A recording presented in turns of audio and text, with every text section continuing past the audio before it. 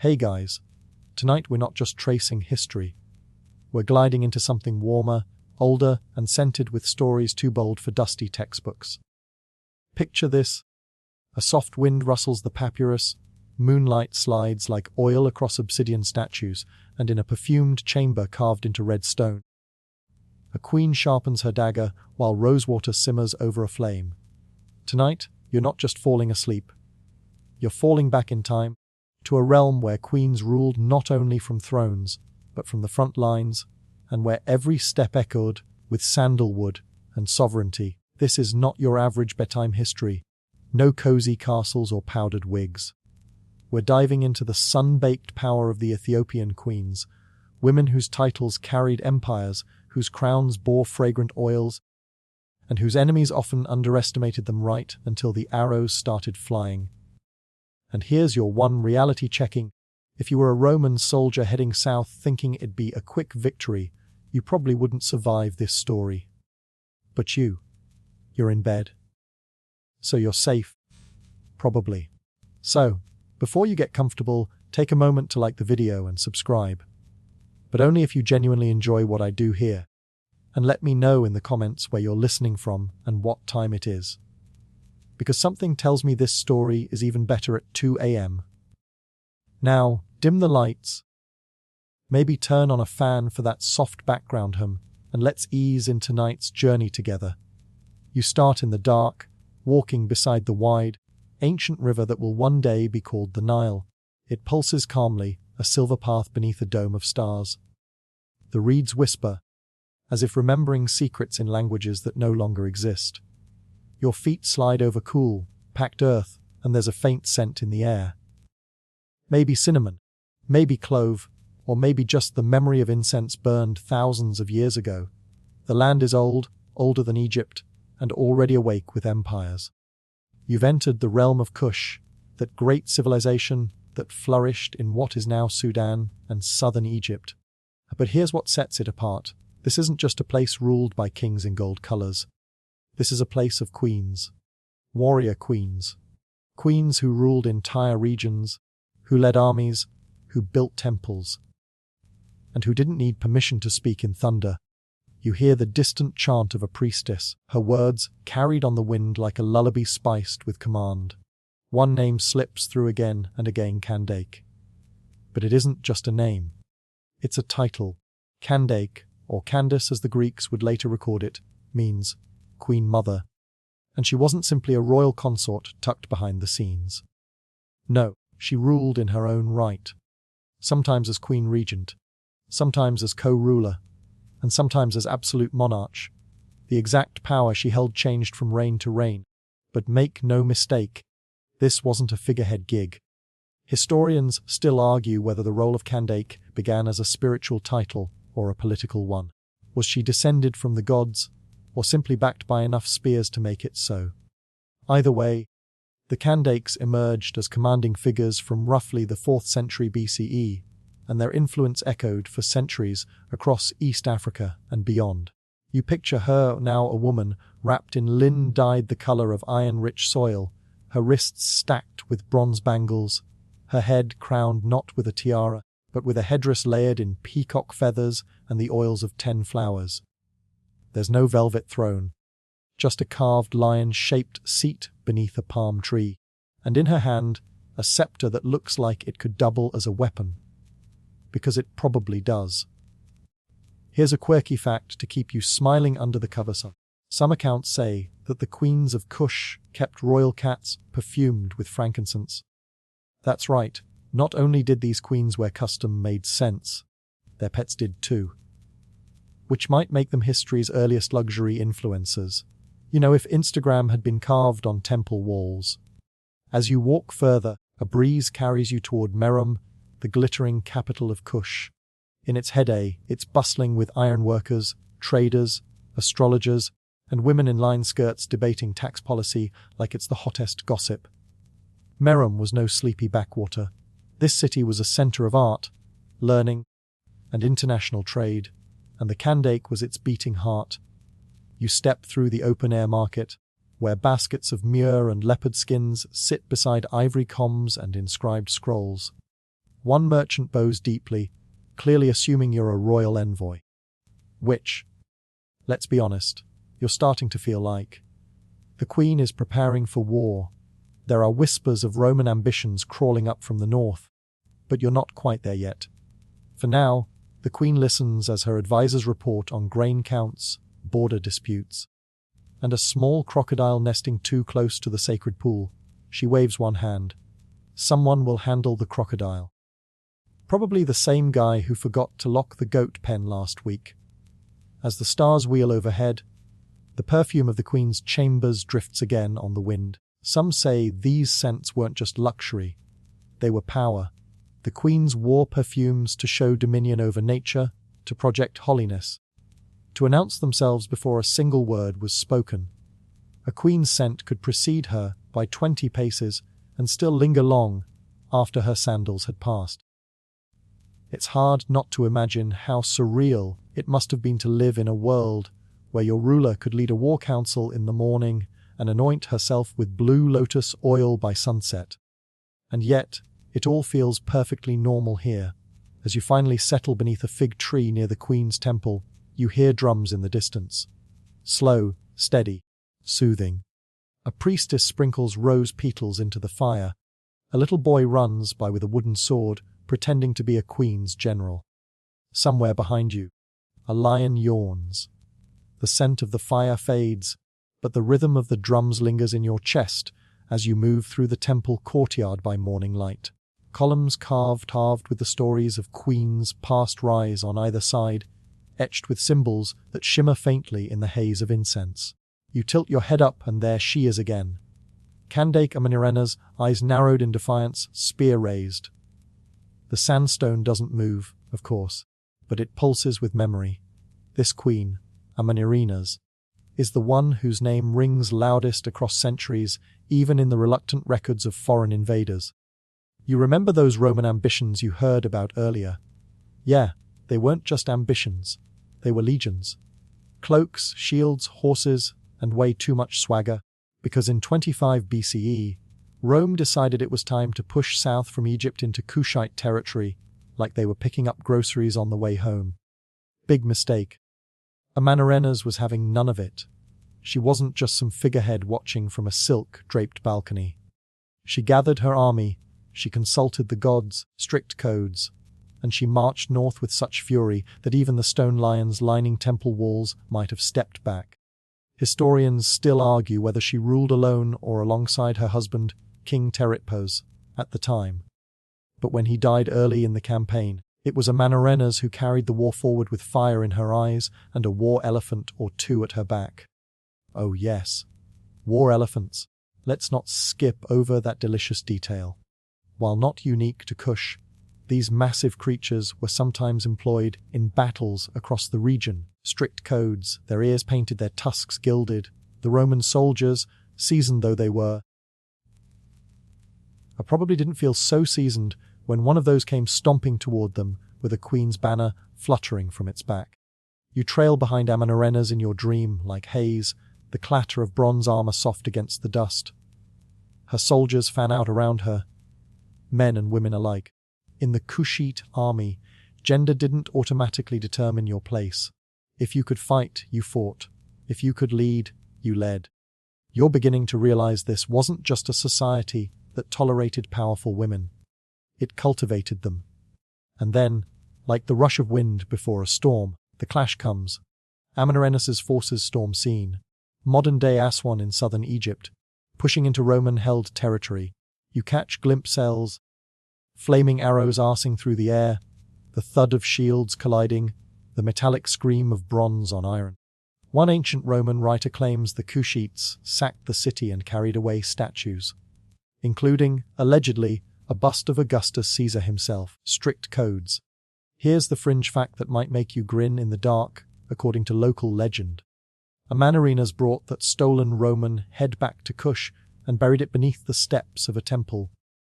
So every time her people walked into worship, they'd be stomping on Caesar's face. A bold move, honestly. Historians still argue whether this ritual actually happened. But even the story is enough to make you want to five the past. Eventually, The Romans regroup and retaliate, pushing back down from Egypt under the command of Publius Petronius. Cities are retaken. Temples are torched. The border blurs again. You watch from behind a crumbling wall as Amanirenas surveys the charred land and the wounded soldiers around her. She's not broken. Just calculating. She knows when to charge and when to hold. That's when the negotiations begin. You follow her to the banks of the Nile, where Roman envoys arrive on gilded boats. There is no groveling, no defeated queen. Amanirenas meets them standing, blind in one eye from an earlier battle, dressed in indigo and gold, her spear grounded but not dropped. The two powers eventually strike a deal. Rome retreats, Kush holds its ground, and, get this, no tribute is required. None. Amanirenas walks away from the table with her kingdom intact and no taxes flowing to Rome. That, in ancient geopolitical terms, is a mic drop, strict codes. You settle onto a woven mat by the river's edge, watching as the queen washes her hands with scented water and raises her eyes to the horizon. There's something electric about her quiet now. The kind of stillness that isn't surrender, but satisfaction.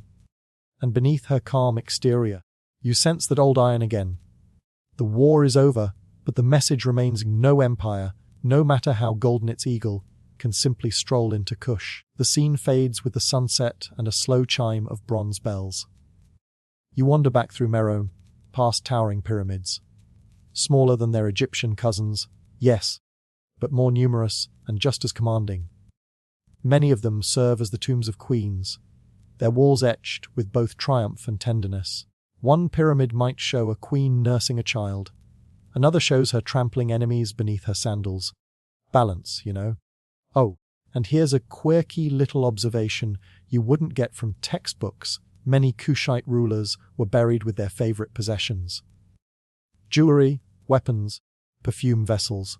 Imagine going to the afterlife smelling like blue lotus and sandalwood. That's commitment to style.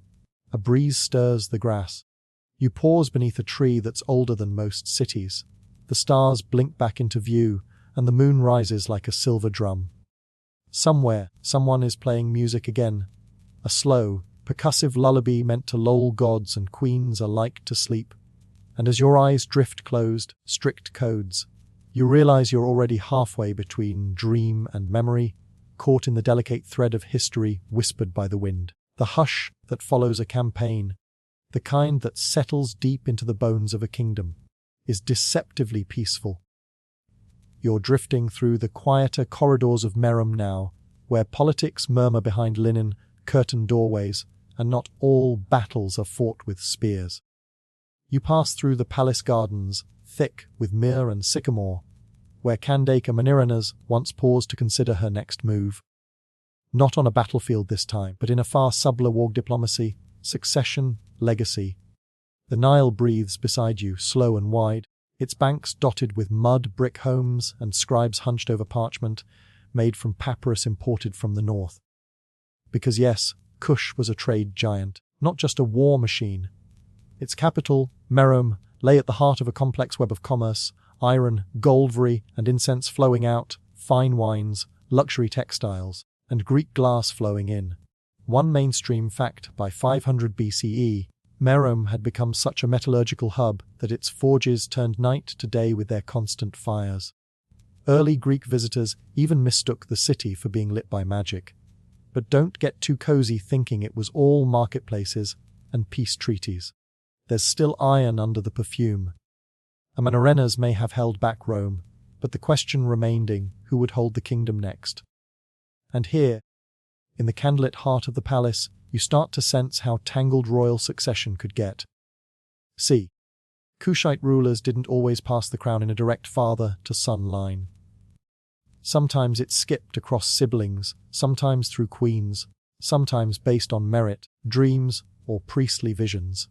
Historians still argue whether this unique blend of dynastic fluidity and divine selection made Kush stronger or more volatile. Tonight, you witness a quiet, high-stakes council meeting. Elder queens, advisors, and priestesses lean in close, arguing in whispers, their words punctuated by finger snaps and tapping fans.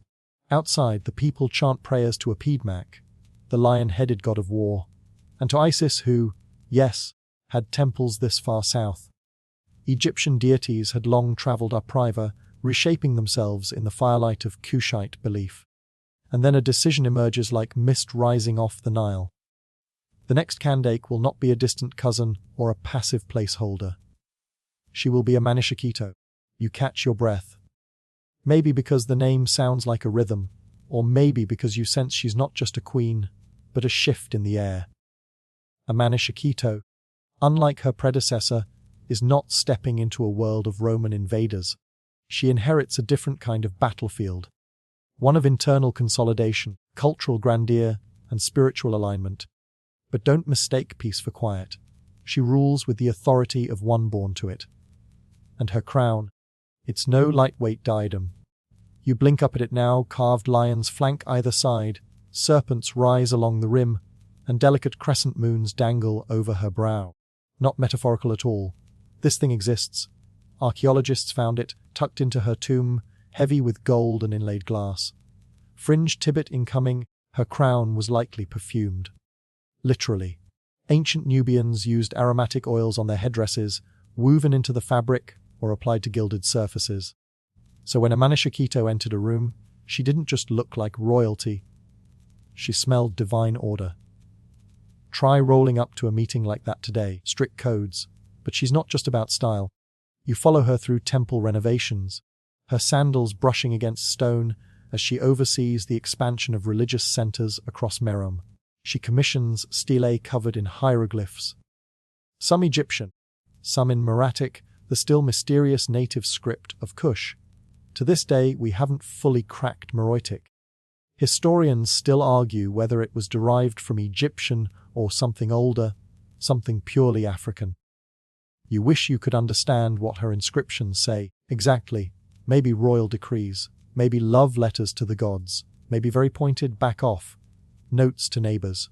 You lean in, tracing one symbol, a loop with a bar through it, and feel like you're eavesdropping on a private conversation whispered through centuries. As queen, a Manishakito keeps trade thriving, temples humming, and regional governors in line. But she also does something rare, something bold. She commissions one of the grandest pyramid complexes in all of Kush for herself. Not just a resting place, but a statementy: I was here, and I mattered. You step into the shadow of her pyramid now. It's not tall by modern standards, around 30 feet, but its angle is steep, almost defiant. At its base lies a small chapel, carved with her image. She's portrayed as eternal, flanked by gods, crowned in eternity, and buried within jewels, amulets, ivory boxes, and that golden crown. Silent proof that power, even when it sleeps, never fully fades. Oh, and remember how Roman emperors loved to build statues of themselves in every province. A Manishakito's portrait was just as widespread. She made sure her image reached across borders, across generations, etched into temple walls and worn as amulets by priestesses. Not bad for a queen whose story most of the world still doesn't know. The moon has arced higher now. You sit beneath its glow, sipping from a clay cup filled with honeyed beer. Another Kushite staple, brewed thick and cloudy. It tastes like dusk, like the end of a long festival. Around you, the queen's legacy crackles gently in the firelight. Her pyramid glows faintly behind you, outlined against the stars. You lie back in the sand, letting the scent of incense and desert grass drift into your lungs. And for just a second, you think you can hear her footsteps still echoing, soft and measured, strict codes, as if she's walking the border of the living and the dead, just checking that everything's still in place. You wake, if it can be called waking, to the sound of iron being hammered, not in violence, but in creation. The Merom sun creeps over the eastern hills, strict codes, casting long shadows across the iron workshops that flicker with the heat of endless flame. This isn't the Merol of temple chants and silent tombs. This is the city's beating industrial heart, where soot-smeared artisans forge spears, axes, jewelry, and ceremonial blades with a rhythm that rivals any royal procession. You wander among them, unnoticed, barefoot on scorched ground. Sparks fly like startled fireflies, and you blink against the smoke and light. It's here, in the clang and hiss of smelted ore, that you begin to understand why Kush didn't just survive. It thrived. Mainstream historians agree. Merom was one of the earliest major ironworking centers in Africa, long before the industrial age made metallurgy fashionable in the West. These forges gave Kush economic muscle, military prowess, and cultural prestige. But iron is just one layer of this empire's wealth. You stroll toward the market, where spices glimmer in pyramids of yellow and red, and linen sails billow like clouds over merchant tents. Traders from across the Red Sea, Egypt, and even the Mediterranean win their way here, drawn by Kush's allure. Gold nuggets the size of pebbles change hands. Ostrich feathers and ivory tusks lie beside amphora of date wine and blocks of incense dense as wood. You pause beside a stall selling perfumes in alabaster jars. One merchant offers you a dab of something floral and smoky, a scent that supposedly once belonged to a queen. She winks and says, "Guaranteed to tame lions." Or Roman generals. It's probably just sesame oil, but you don't argue. There's laughter, bargaining, music. And yet, power hums underneath it all. Kush wasn't simply some exotic outpost of Egyptian influence. As older Western scholars once painted it, it was an empire in its own right, with its own gods, science, and sovereignty. And at the heart of it were the Kandake, those queen mothers and warrior monarchs who wielded power with grace and, if needed, a war chariot. The word Kandake, by the way, let's clear that up. It wasn't just a name, but a title. Like pharaoh or empress. The Greeks pronounced it as Candace, and that's how it trickled into Western texts. But its meaning ran deeper. It denoted a sacred lineage of women who ruled alongside above, or in place of male kings. Sometimes they were regents. Sometimes they were the sole rulers. And sometimes, especially in the eyes of their enemies, they were terrifying. You duck into a shade-covered courtyard where children practice with miniature bows. One hits a clay jar dead center. He grins. His sister, younger by 2 years, narrows her eyes and notches her arrow. She hits the same jar and splits his shaft in half. Oh yes, you think, that one's got Kandake energy. But for all its strength, Kush was also a spiritual society. The divine realm wasn't some distant cloud land. Gods walked with mortals here. You wander toward the Temple of Ammon in Naka, where inscriptions show queens making offerings, not from behind veils, but front and center, equal to their male counterparts. One particularly vivid carving shows a Kandake, possibly a Manitou, offering wine to Ammon, while the lion-headed Apidamak stands behind her, a paw resting protectively on her shoulder.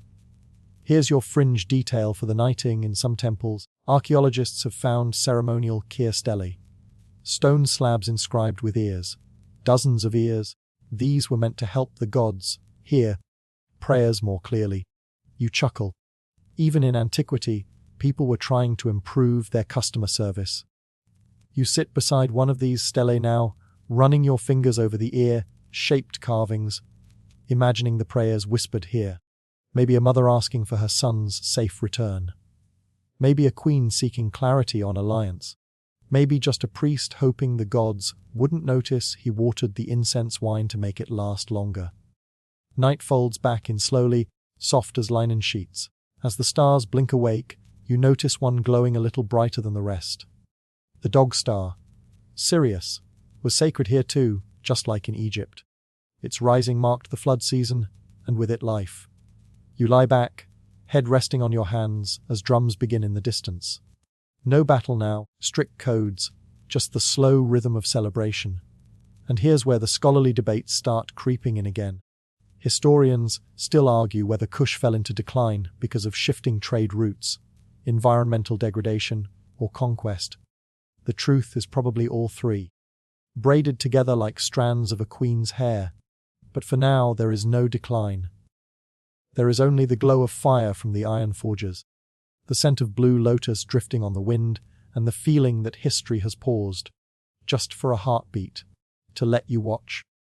A Kandake walks past you then, her flanked by attendants, her crown glinting like a second moon. She doesn't see you. Or maybe she does. Hard to say with queens. the crown passes again. Not with blood, but with ritual, and you follow its weight like a moth chasing gold.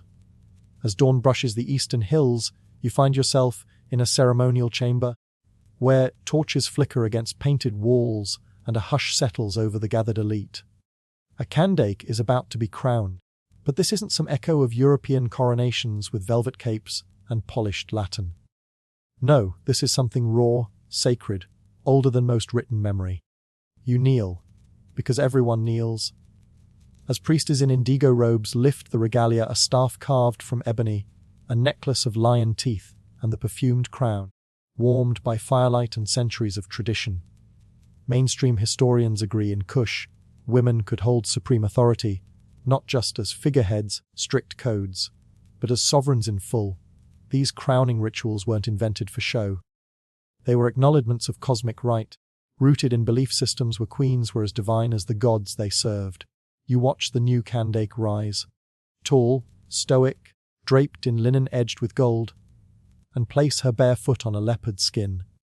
A symbolic step meant to show she stands above all earthly beasts, ruling them not through fear but balance. A priest announces her name, drawn out like a song Shanekdahite. And just like that, another chapter begins.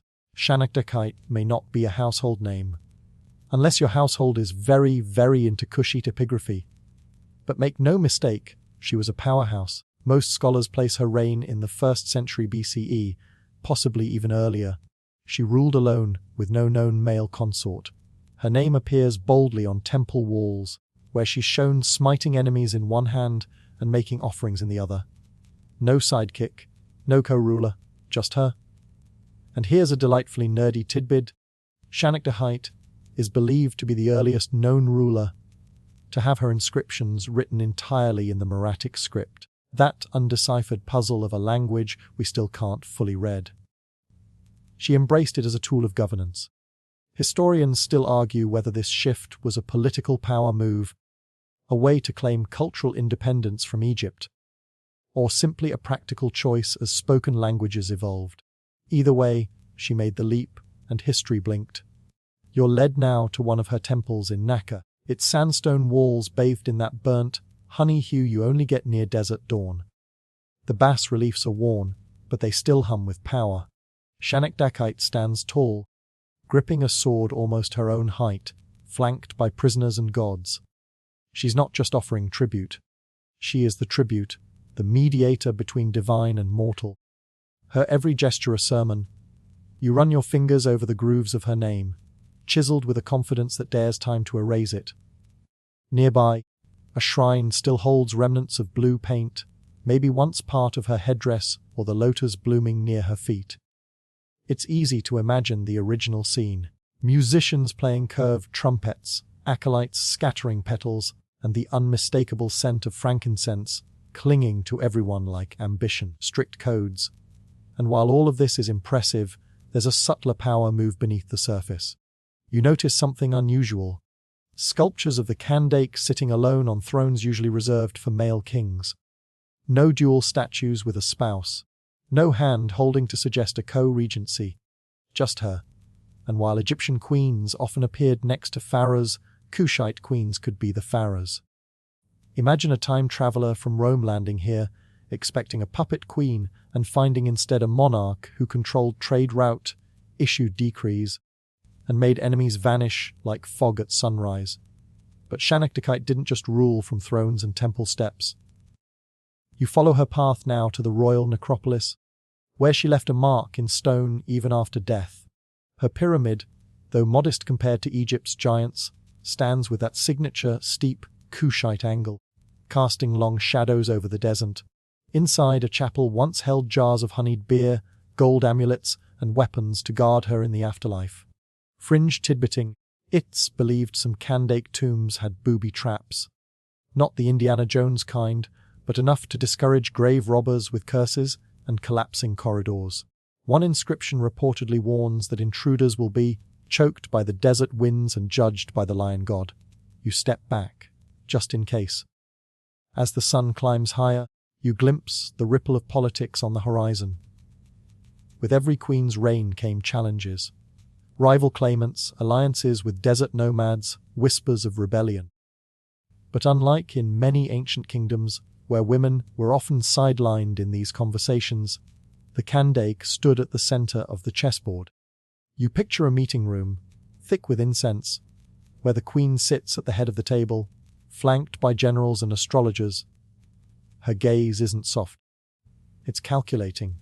She's listening to the stars and spies in equal measure.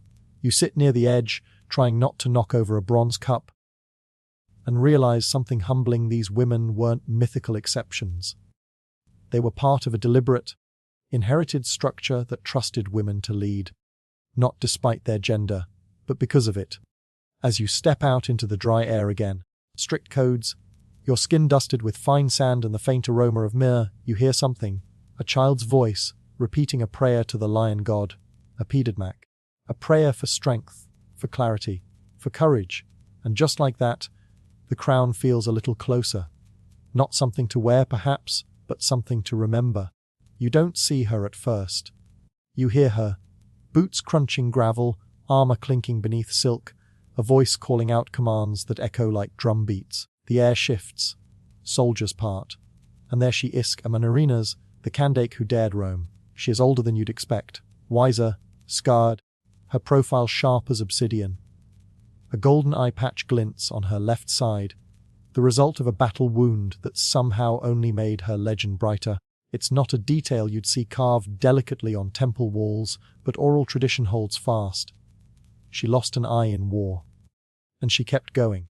Historians agree on this much. Amanirenas ruled Kush in the late 1st century BCE, during the exact moment Rome was stretching its imperial arms down toward Nubia. Emperor Augustus had barely finished weeping over Julius Caesar's murder and was now busy planting eagles on every foreign outcrop he could find. Egypt had already fallen. Kush was next.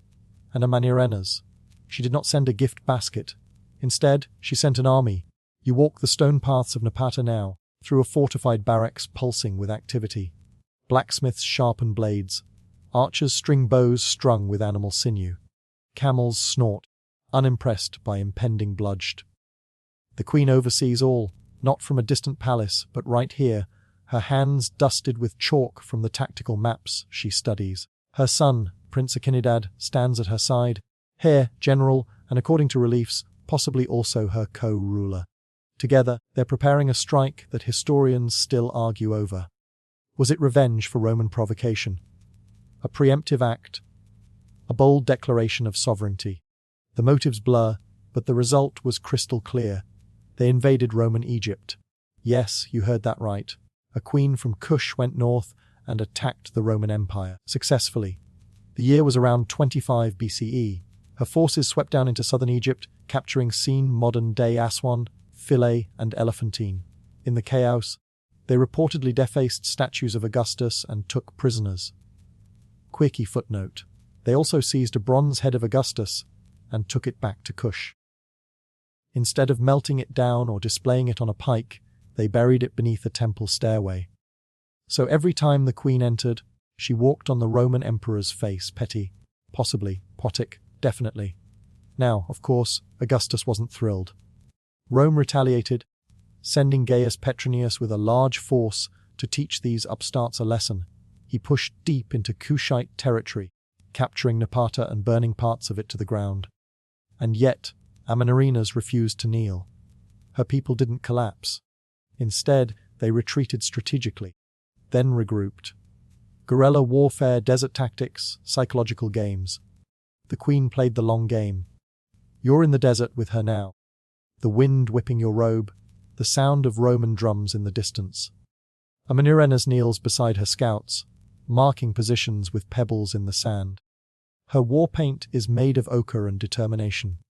When she speaks, it's not a whisper. It's a storm.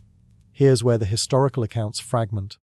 Roman sources describe a treaty, one that left Augustus eager to save face and withdraw.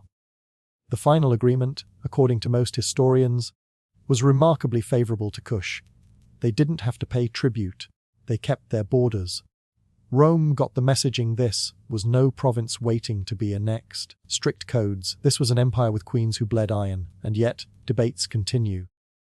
Historians still argue whether the treaty was a quiet victory for Kush or simply a Roman retreat disguised as diplomacy. The truth, like desert tracks after a sandstorm, is partly lost.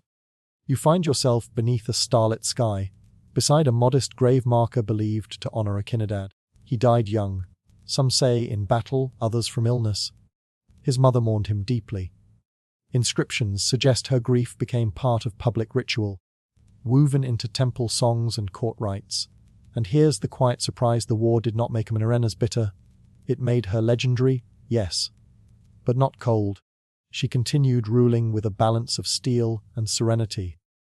In art, she's often depicted in the traditional lion-headed dress of the Kandake, holding weapons in one hand and offering gifts with the other.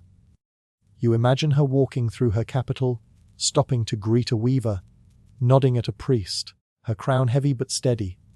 As you follow her footsteps now, you pass a mural, faded but defiant, showing the Kandake flanked by lions and shields. In one hand, she holds a spear, in the other, a palm branch of peace. It's an image of duality, of strength that doesn't apologize and grace that doesn't retreat. Fringe detail.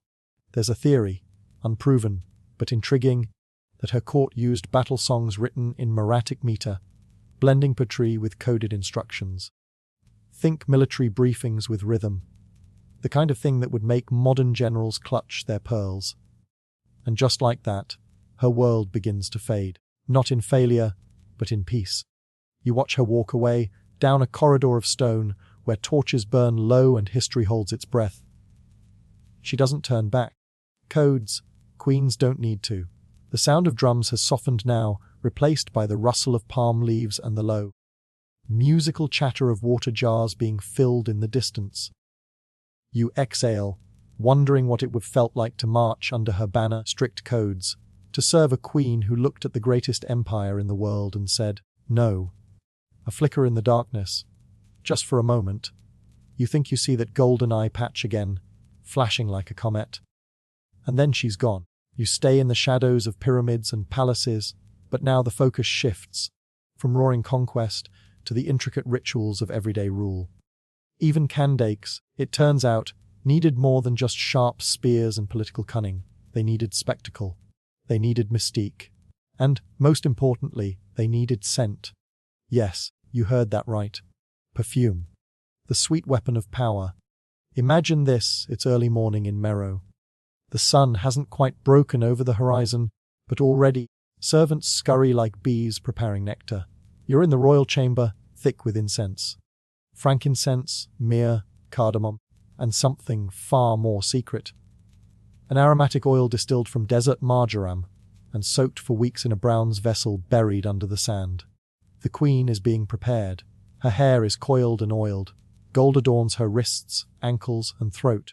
But it's the scent that turns heads before she even enters the throne room. A scent that means power, divinity, sovereignty. Historians still argue whether the Kushites developed perfume, making independently or borrowed heavily from Egyptian methods. But either way, by the time of the Kandakes it was an art form. And it wasn't just vanity. Perfume had spiritual power. In temples, in coronation ceremonies, even in diplomatic negotiations. It signaled more than elegance. It signaled favor with the gods. You trail the scent through stone corridors now, past painted walls and echoing halls. There's a procession underway, a formal audience. The Kandake is seated beneath a canopy of embroidered line, high on a dais carved from ebony. Ambassadors from nearby tribes approach, bearing gifts, gold dust, leopard skins, and a jar, small, round, and sealed with wax. Inside, another perfume. This one is from Punt, land of incense and sacred trees. Trade with Punt went back centuries, maybe millennia, and it made the Nile corridor the fragrance capital of the ancient world. Think of it as the Channel No. 5 Antiquity, with a little extra tree sap and diplomacy stirred in. But let's zoom out. Perfume wasn't the only thing wafting through court life. Ritual, formality, and myth made every move symbolic.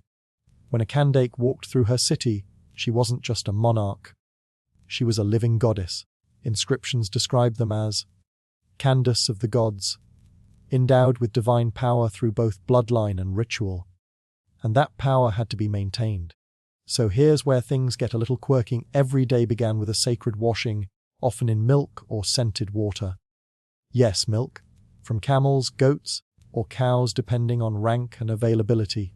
Some scrolls hint at rare ceremonies using lion's milk, though historians debate whether that's literal or poetic airs, because milking a lion sounds like a fast track to becoming an ancestor.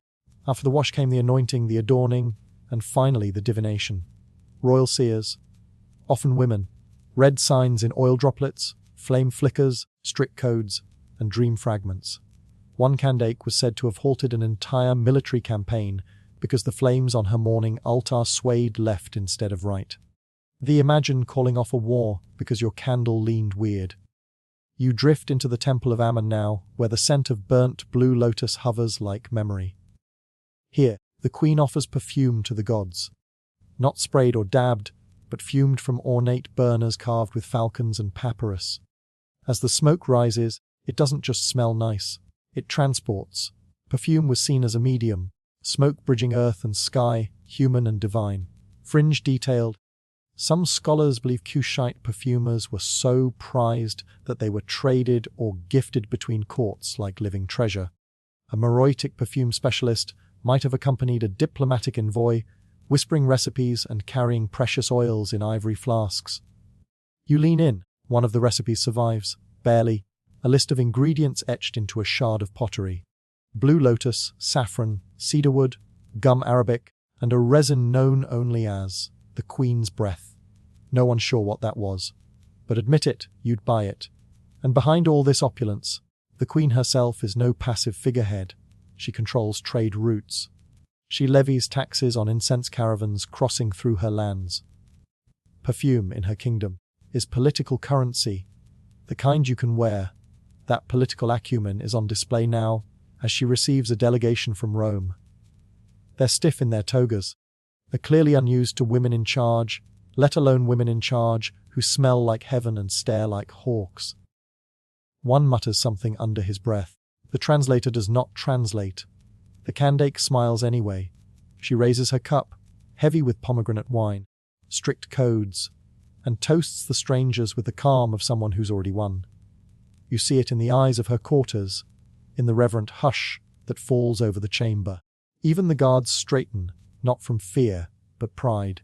And then she rises, just enough to dismiss them. She turns. The train of her gown follows like a ripple on water. You trail behind, past the curtains, through the vestibules. She's heading to her private chambers, where a new saint waits. One that will carry her into evening rituals, dreams, and strategy meetings under the moonlight. And as she disappears, the hallway still holds her perfume. It clings to the walls, the air, and oddly enough, your memory.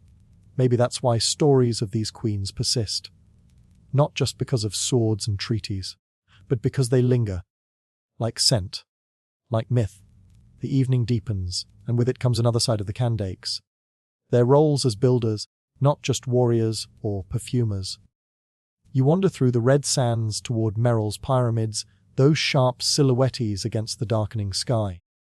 Their angles are sharper, their stones smaller than Egypt's colossal tombs, but they pulse with quiet power. Here lie the rulers who forged a kingdom. You might think pyramids are all about the afterlife, but in Kush, they served more than one purpose. They were statements, a bold architectural language declaring, "We are here. We matter," and the Candakes were at the heart of it. Take Queen Amanishakheto, a later Candake known from the ruins near Merom. Her pyramid is smaller than the Great Pyramid of Giza, but it's packed with treasures. When archaeologists opened her tomb, they found gold jewelry so heavy and elaborate it could give a modern rapper a run for their money. Bracelets, rings, and necklaces crafted with intricate animal motifs and inscriptions in Maratic script. You can almost hear the whispers of her artisans, hammering late into the night, melting gold with the patience of a desert breeze. And here's a quirky detail, strict codes. Some pyramids in Kush were topped not the classic pointed capstone, but with flat slabs, leading some to speculate that Kushite pyramids were designed with the idea of landing pads for spirits or symbolic rooftops for celestial ceremonies. Historians still argue whether these design choices were religious, cultural, or simply practical. Back inside the palace, the Kandake's influence stretched far beyond monuments. She oversaw massive irrigation projects that kept the land fertile in an unforgiving climate. The Nile's seasonal floods were unpredictable, but Kushite engineers carved canals and reservoirs, controlled water flow, and transformed the desert into gardens of plenty. You imagine the queen walking along these waterways at dawn, the cool mist settling on lotus flowers. She inspects the engineers' work, nodding thoughtfully as they explain new designs for aqueducts. Water was power, after all, and she ruled it as carefully as her armies. And because building is never just bricks and mortar, these projects tied into diplomacy. Maintaining fertile land meant stronger trade, which meant wealth to fund both temple ceremonies and soldier salaries. So when envoys arrived from distant lands, India, Arabia, even Rome, they found not just a warrior queen, but a master architect of prosperity. But of course, with prosperity came intrigue. The Kushite court could be a labyrinth of alliances and rivalries, strict codes. Some records hint at tensions between the Kandake and powerful priests, whose influence sometimes clashed with royal authority. Others suggest female courtiers held considerable sway, weaving webs of patronage and loyalty. You pass a faded mural showing a Kandake seated on a throne carved from ebony and ivory, surrounded by attendants whose faces are marked with delicate tattoos. Tattoos. Yes, body art was common in Kush, especially among the elite. Some speculate these designs had protective or spiritual significance. Others think they were fashion statements rivaling today's trendiest ink. Whatever the reason, these images remind you that Kushite queens ruled a rich, vibrant culture, not just a battlefield. One last tidbit before you move on to Kushite pyramid builders used a type of limestone that was more porous than Egyptian stone, meaning the pyramids absorb and release moisture differently. This might explain why many have survived the harsh desert climate better than expected, almost as if they were built to breathe with the land.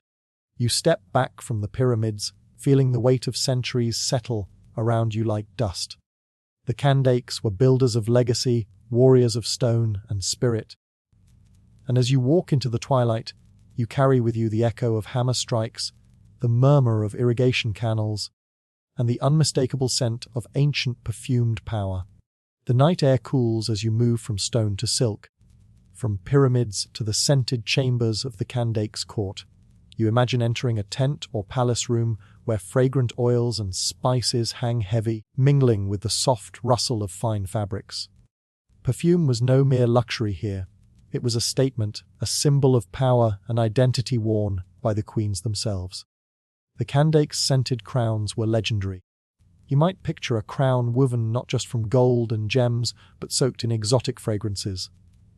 Frankincense from distant Arabia, myrrh from the Red Sea coast, and local aromatic resins. The smell itself was part of her armor, an invisible aura announcing her presence long before she entered the room. In fact, scholars still argue whether these perfumes were purely for personal use or also played a role in religious rites. Some ancient texts hint that the scent was believed to carry spiritual potency, connecting the queen with the gods and the ancestors. Others suggest it was a sophisticated form of political theatre, reinforcing status in a world where visual displays alone could not tell the whole story. Here's a quirky detail: some historians speculate that Kushite perfume makers used crocodile dung as a fixative to keep scents lingering longer. Yes, you heard that right. Crocodile dung, the ultimate EO denial. While it sounds bizarre, this practice was actually recorded in some ancient cosmetic recipes from the region, probably for the scent's staying power rather than any hint of, well, swampiness. But don't worry, these perfumes weren't like modern colognes or body sprays. They were carefully layered blends, often applied to hair, robes, and even woven into jewelry. Imagine the queen brushing her hair, the delicate oils catching the flicker of torchlight, turning her into a living, breathing temple of scent. As you wander through this fragrant world, you begin to hear stories of how these perfumes were also trade goods, coveted across kingdoms. Kush was a major player in the ancient luxury market, exporting aromatic resins and oils. The incense trade was a vital artery connecting Africa, Arabia, and even as far as India. It's a sensory reminder that the Kandake ruled not just armies but economies. And in a fascinating twist, codes. Some ancient Kushite queens are thought to have been skilled in the craft of perfume, making themselves, overseeing production workshops within their courts. Strict codes. This wasn't just about vanity, it was about control over an essential aspect of culture and commerce. You might chuckle at the thought of a fierce warrior queen pausing her battle plans to approve the latest scent blend.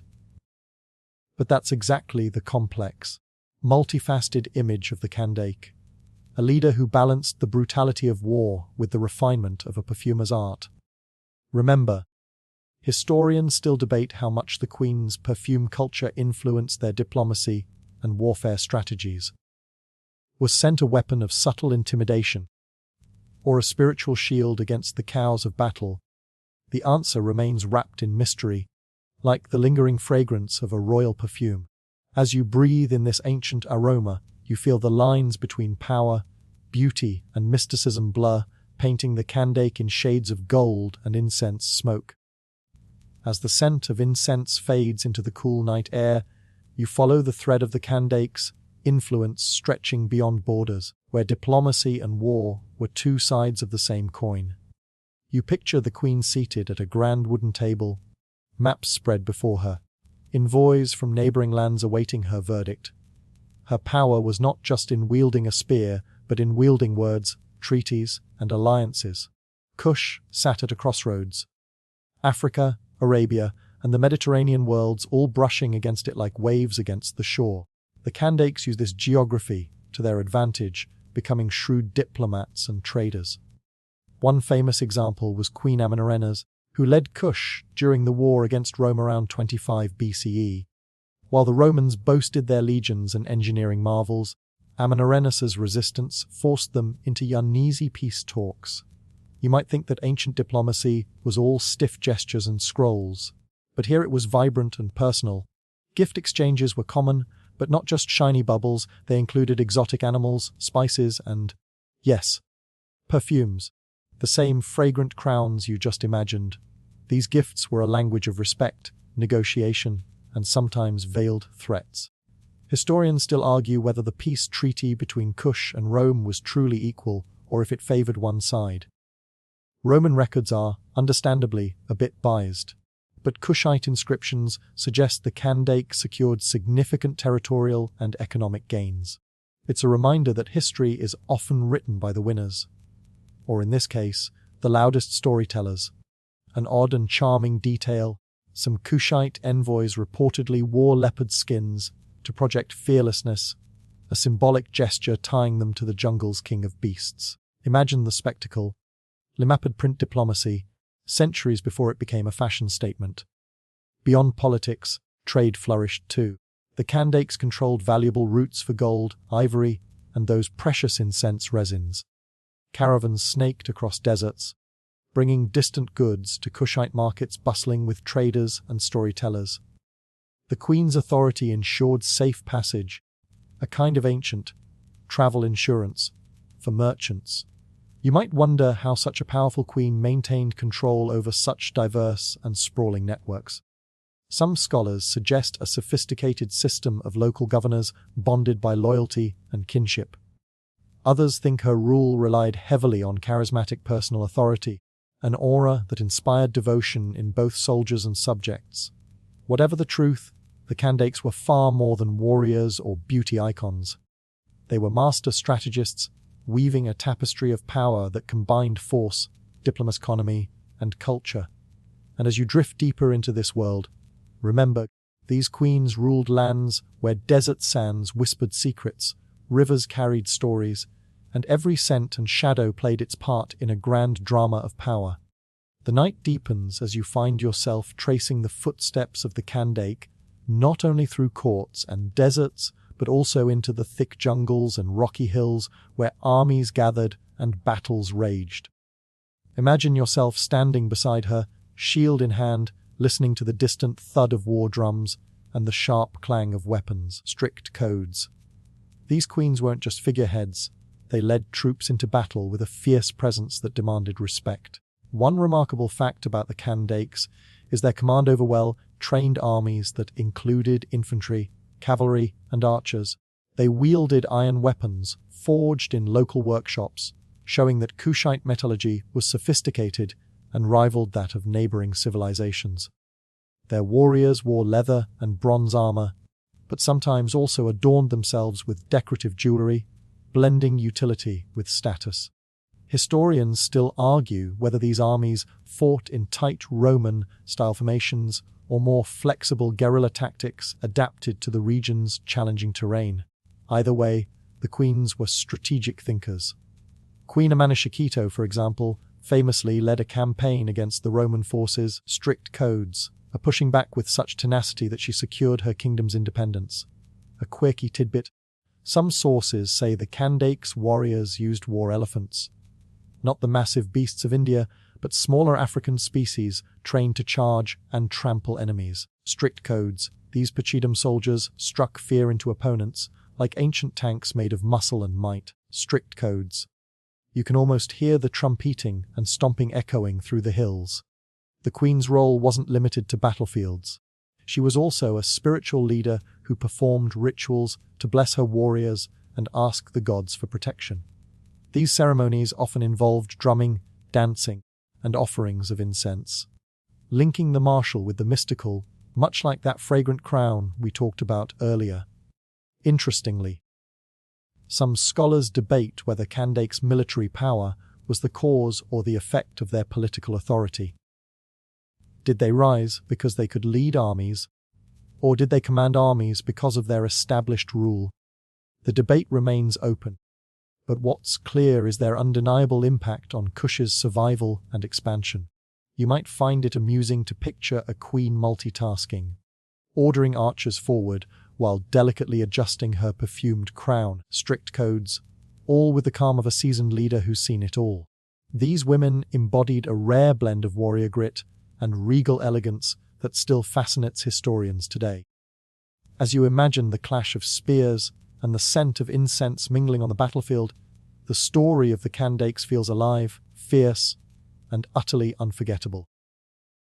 The story of the Kandakes' military prowess leads you to the grand palaces where they ruled, filled with the scent of exotic spices and the gleam of gold. Picture yourself wandering through these halls, your footsteps muffled by rich tapestries and the soft padding of sandals on polished stone floors. Here, decisions of war and peace intertwined with the everyday lives of courtiers and servants. Strict codes. One fascinating fact is that these queens often exercised diplomatic skill equal to their battlefield courage. They managed alliances with neighboring African kingdoms and even distant empires like Rome and Egypt. Trade routes flourished under their watch, bringing ivory, gold, and fragrant resins into Kush and beyond. The economy under their reign was a delicate balance of power, wealth, and cultural exchange. Historians still argue whether the Kandake actively shaped foreign policy themselves or delegated much of it to trusted advisors and generals.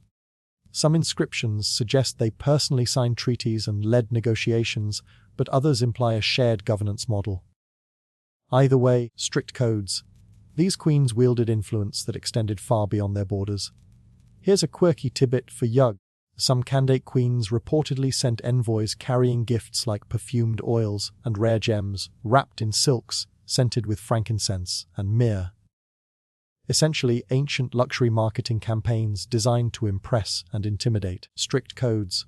Imagine the royal couriers slipping through deserts and jungles, their precious cargo guarded fiercely. The Kandake's skill in diplomacy might explain why Kush remained an independent kingdom despite being surrounded by powerful neighbors. They balanced force with finesse, sending messages that sometimes spoke louder than arrows. And here's a modern-day parallel for Yug. Think of the Kandake as a combination of a warrior CEO and a savvy influencer using both charisma and muscle to keep their kingdom thriving. It's easy to forget, though, how rare it was for women in ancient times to hold such power, especially one who could command respect in both the war tent and the royal chamber. The debate among scholars also touches on how much the Kandake's religious authority helped bolster their political clout. Were their spiritual roles symbolic, or did they genuinely believe their divine connection gave them an edge in leadership? This question weaves through the history of many ancient cultures. But with the Kandake, it feels especially potent. As you wander through the imagined corridors of power, strict codes, you can almost smell the incense and hear whispers of secret alliances and strategic plans. The Queen's dual mastery of war and diplomacy ensured their place in history, both feared and respected. The evening deepens, and now you find yourself stepping into the personal world of the Kandake. The private moments behind the crown and sword. Imagine a royal chamber scented with rose and minna, walls adorned with intricate carvings of gods and ancestors, and the soft rustle of silk as the Queen prepares for a ritual. This is where power meets the delicate art of tradition, where perfumes mingle with prayers and plans. A well-known historical fact is that the Kandake were often priestesses as well as rulers, performing sacred ceremonies that connected them to the divine. Strict codes. They acted as mediators between the gods and their people, reinforcing their authority with spiritual weight. Some temples discovered in Nubia include inscriptions that reference the Kandake leading important religious rites, a reminder of how governance and faith were inseparable in Kushite society. Historians still debate whether these religious roles were primarily political tools to legitimize their rule or genuinely embraced spiritual duties. Strodes. Did the queens believe deeply in their divine mission, or was it a well-crafted strategy to command obedience? The answer might lie somewhere in between, but it adds layers to their complex identities. A quirky tidbit, perfume played a crucial role in these rituals. The Kandake's crowns weren't just ornamental. They were often perfumed with rare oils made from frankincense, myrrh, and other aromatic resins, believed to have protective and purifying properties. You might imagine the Queen's chamber filling with a mystical haze, calming her before battle or during council meetings. On a lighter note, one ancient text mentions a Kushite queen's court where guests had to endure a perfume trial, a test of patience as the scents thickened the air, making it almost impossible to keep a straight face. It's a funny reminder that even regal life had its less than glamorous moments. The sacred and the practical intertwined in the lives of these queens.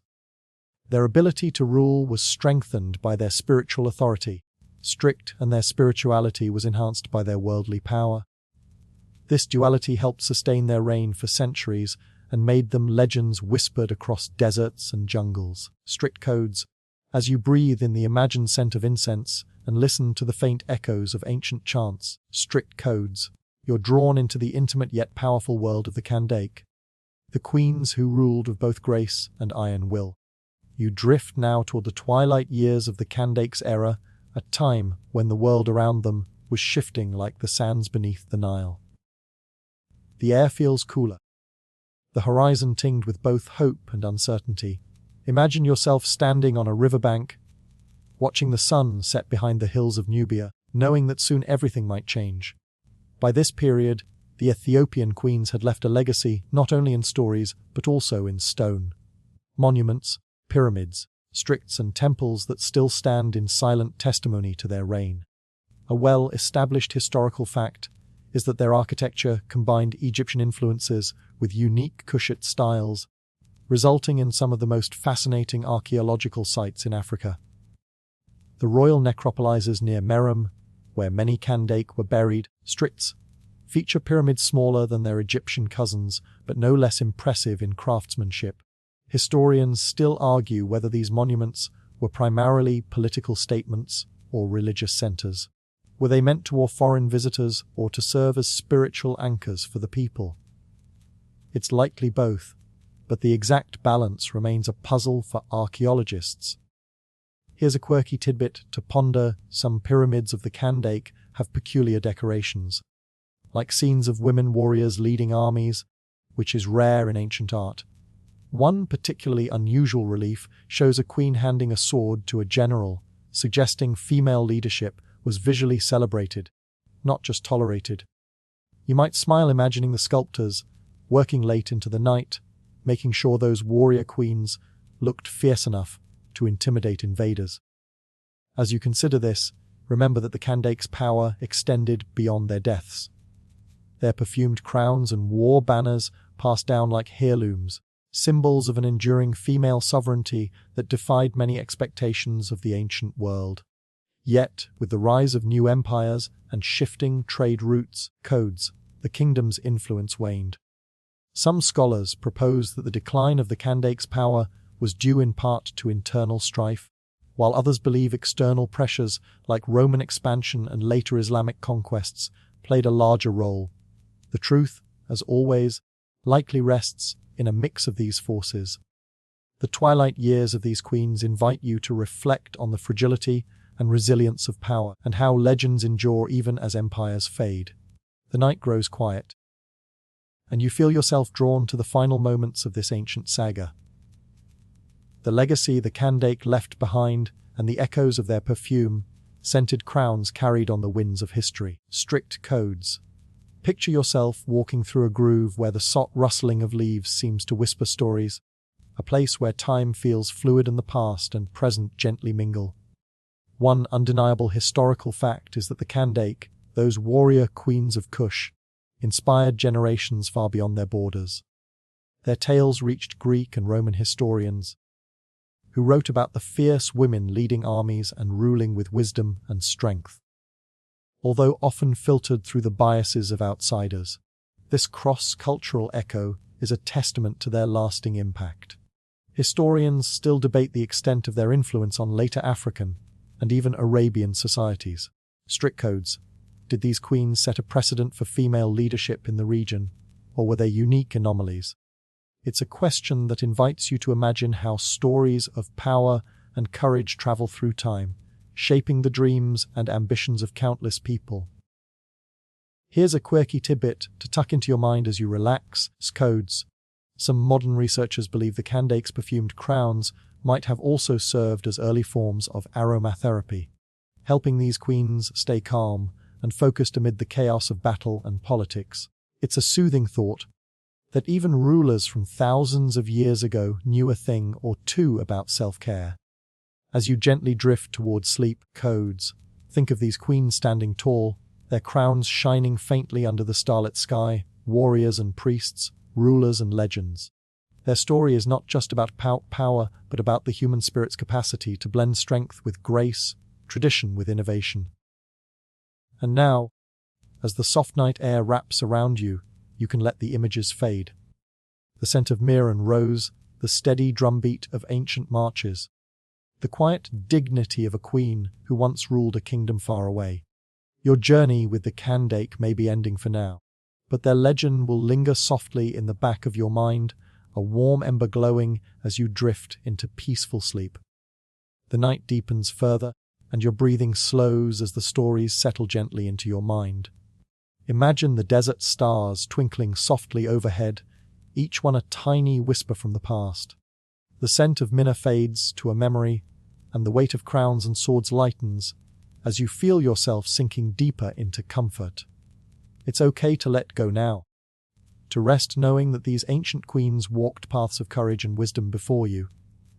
Their strength, their quiet confidence, is like a soft lullaby, soothing you with the knowledge that even in the vastness of history, stories of resilience and grace shine through. Feel your muscles loosen, your thoughts slow, and your heart soften as the cool night breeze carries you away. Imagine the Nile's gentle current, steady and calm, strict codes, guiding you toward dreams filled with distant lands and whispered legends. No need to hold on to the day's worries. The past and present blend into a peaceful horizon where you can simply be. Let the soft hum of the night, maybe the faint rustle of leaves or the distant call of a night bird, cradle you gently. As you drift off, remember history isn't just dates and battles, it's the stories that live inside you, the quiet strength you carry, and the dreams you dare to dream. Sleep well, strict codes, wrapped in the warmth of forgotten queens and their perfumed crowns.